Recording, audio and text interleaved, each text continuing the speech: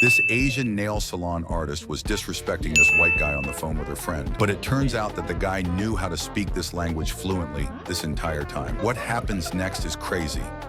For nails, maybe we could do like a color. Okay, color. What color you want, baby? Hey, what's up？佢要搽指甲油喎，綠色、紅色。佢講真定講少㗎？呢個咩顏色？嚇？我哋香色。呢個得近60好冇？嚇？係。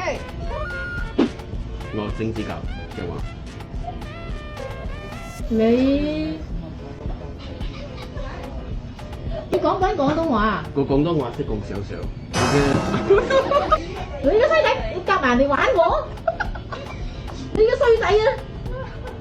翻屋企你知死好，翻屋企你死梗！ Turns out the friend was in on it too. Like and subscribe if you laughed.